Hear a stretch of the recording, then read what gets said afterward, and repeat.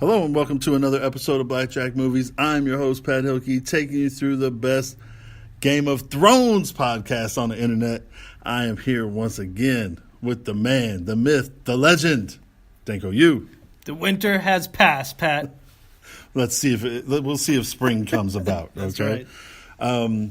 As we do every time on the Kings of Westeros, we give you the somewhat of a breakdown of the episode that we just saw, but this episode was so like battle forward. Everything just dealt with battle.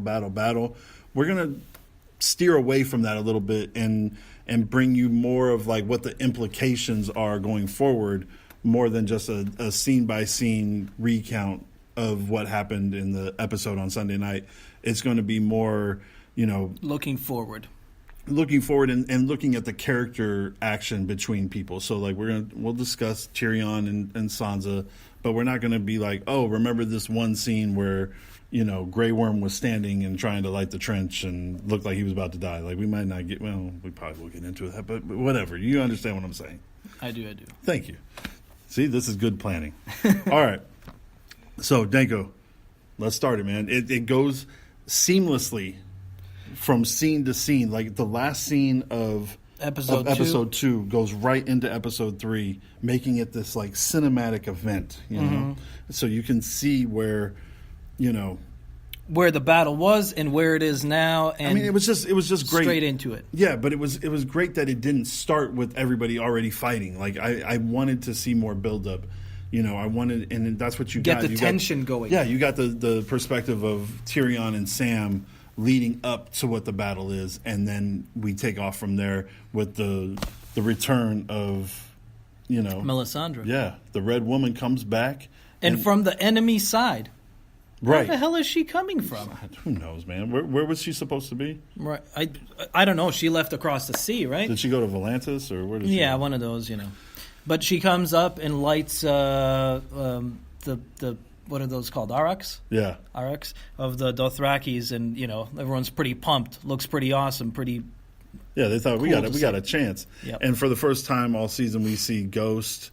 Jorah's going to lead the charge of the Dothraki. Like all of this is going to happen. But here's the thing: you can't see anything on the other side. But one of the coolest shots that we got was this light moving forward and then being extinguished from the dark. Right.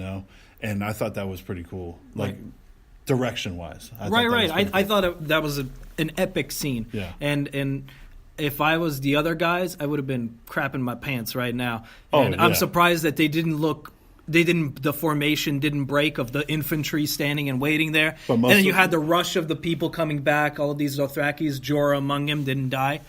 No Ghost, though. No Ghost? You didn't see him later? We don't see Ghost again. I haven't noticed him in the battle, but was he there in the charge for sure? He was in the charge. He was running next to Jorah's horse. Okay. I know I saw him and there then I was early. like, I didn't see him come back, and they didn't make it a spectacle of him dying. So I have no idea if he's alive or dead.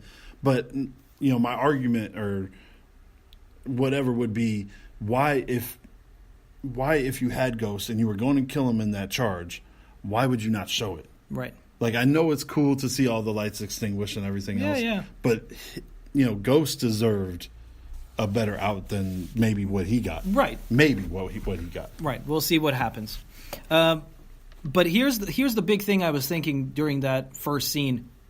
I love the charge and everything, but why are they charging into the darkness? Yeah. Why are they not burning the woods behind them?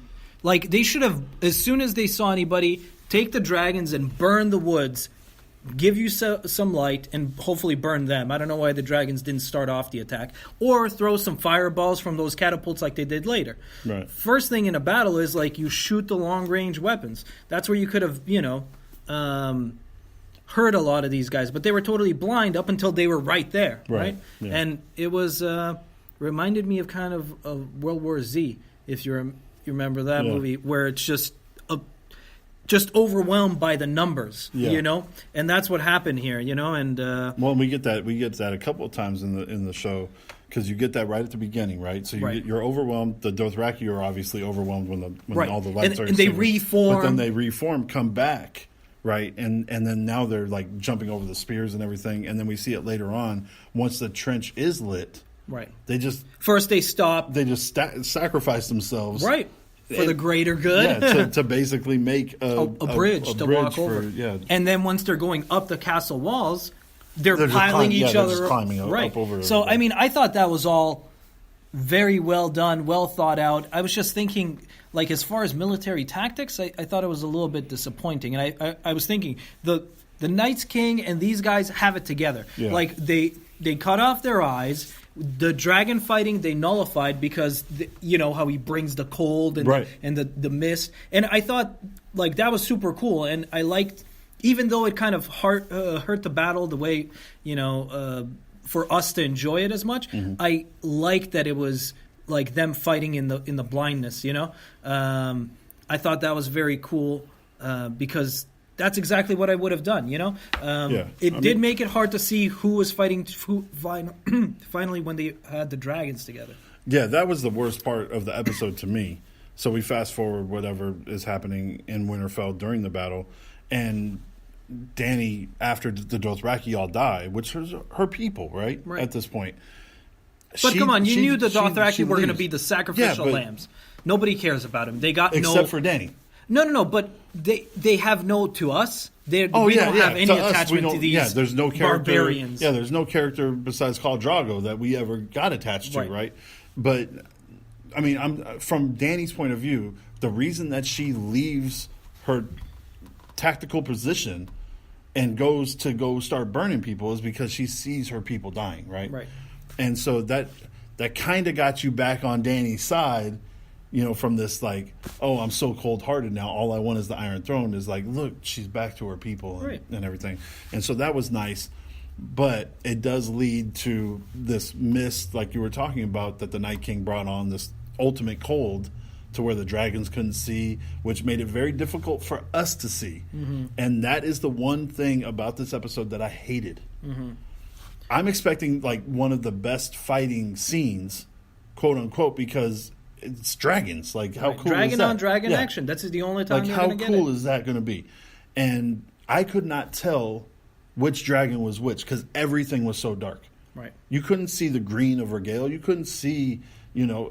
The only thing that gave you a hint is the blue flame. That was the bad one. Yeah. And you know so Viserion but the only thing I couldn't tell was which one got its face ripped off. And was it Jon's dragon or was it the other one? I thought it was Rhaegal the whole time. Right. Like even up until this morning, and you're like, no, watch the preview for next week, and you see two dragons. I'm like, I missed that in the preview when I watched it on Sunday, and then you're right. Like, I guess he survived, but that whole time I thought, oh, Rhaegal got his neck ripped off by Viserion, and he's dead now. And I'm like, this is crazy. I thought that whole final scene where Jon is like hiding from the dragon and then wanting to fight the dragon, and then like just steps to the dragon right before the Night King buys it from Arya.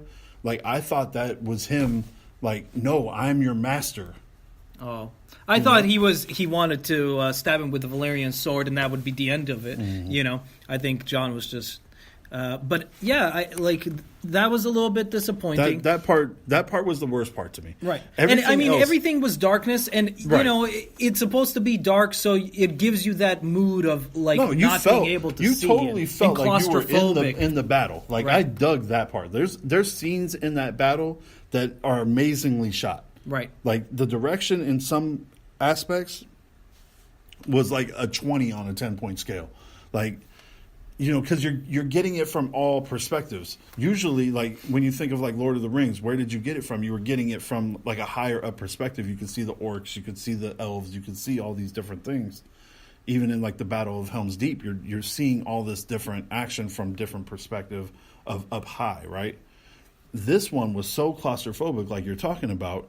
Like, you could feel the anxiety of being at Winterfell. Right. You know, everybody's so close together. Arya running through the hallways. Right. You know, being chased. And Arya was a badass, man. Right. Well, especially when she got her staff there. That thing was dope. That thing was cool. I mean, it was like a double-sided spear, but with blades. So when she was spinning it around, she could, cut everyone up. But like the battle I thought was really good. Not my favorite still. I like the Battle of the Wall is still my favorite episode of all Game of Thrones. Mm-hmm. But this was definitely awesome.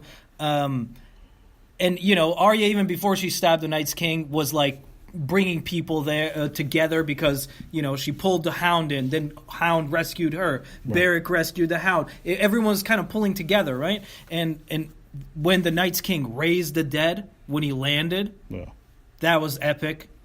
And you're like, how did Jon get through? And there's nowhere to go. Everything's jammed up. It really gave you the sense of being there. And of course, Arya's obviously the hero here because she killed the Night King. But where I thought they missed out a little bit too was, you said, I wish I saw the Night King wreck shop. Yeah. At least take down one person on the way. Like, let's say the one pod or something that we, mentioned would have died. Yeah, Why didn't someone come in front of him and he just slashed him down or something? Or just like 3 people or 4 people. Right, like just random. 2 Unsullied, pod, and some wildling. Right. And he just cuts through them like butter. Yeah, like just craziness. Definitely. And second thing, I wish any of the other people, night walkers, right? The dead guys, the night walkers. They walk through the mod squad over here, didn't touch anybody. Nope. They played backup. I feel like they missed certain aspects of it. Right, and this is where you could have gotten a little bit more of the hero shots. Like, let's say you had all these people with Valyrian swords. First of all, these guys should have cut people down like they did at Hardhome. Right. You know what I mean? Mm-hmm. And then you have one person with a Valyrian sword who's desperately, getting pummeled, and then he cuts someone down, and you see 6 dead guys drop. Yeah. Or something like that. That would have been cool. A good scene. You cut a couple of these guys, all of a sudden the field is thinning. That would have been good to see, But I felt these guys just kind of, all right, guys, let's slowly walk through. And I get it. From a tactical point of view of them, why would you want to get mixed up? No, you don't need to. It totally makes sense because it's you have endless supplies. Right. Let's raise some more, send them in. Perfect. But from a theatrical point of view, it would have been nice to see these guys come up and kill a couple of guys or get killed. Make it more of an even fight. Not even necessarily even, but just more of an entertaining fight where I thought they missed out on entertainment value. Right. And then, Theon charge, I thought was a little weak because... But he had played his role, man. He played his role perfectly. His whole arc of the character was complete. Was for totally sure. complete. And we knew it. We knew it. He was on our list. Yeah. We're like Arya, two scenes that are 3. I'll give you 3 scenes that were just lights out 100%, just awesome. The first one is Lady Mormont and giving her own way to die. Right. It was awesome that the creators did that. Right. She's been a fan favorite since she stepped on the scene. I'm sure that role was meant to be tiny, and she's made it into a bigger role. I think they had mentioned that it was only supposed to be 1 day of shooting. It was that one line that she gives to Jon, right, and Sansa when they go and they're looking for Bannerman. It was supposed to be just that, and she stole the scene so much that they're like, we got to get her back. Right. And to give her own death and then take out a giant, right? That was badass. And then she turns into a white, right. I was like, oh my goodness. So I love that scene. The scene with Tyrion and Sansa was the most emotional scene to me in the whole show. I didn't feel the emotion, but I felt some hope for old Tyrion. You're cold-hearted, man. You gotta warm that thing up, bro. Listen, Pat, I was stuck in a battle here. There's no time for romance. There's always time for romance, my friend. Get out of here. And then the final great scene was Arya killing the Night King. Of course. That, it was amazing, and she a good way of getting. I like the way he blocked her, and has her hand right. Yep. She drops the knife, grabs it with the other one. It's the same thing. Didn't she do that same move with Brienne when they were sparring? Didn't she do a similar move? I think she dropped something. Right. Yeah. Didn't she drop the dagger and was like, "Look, I got you here. Mm-hmm. You might have me with the sword to my neck, but look, ting ting ting, right on your armor, Right.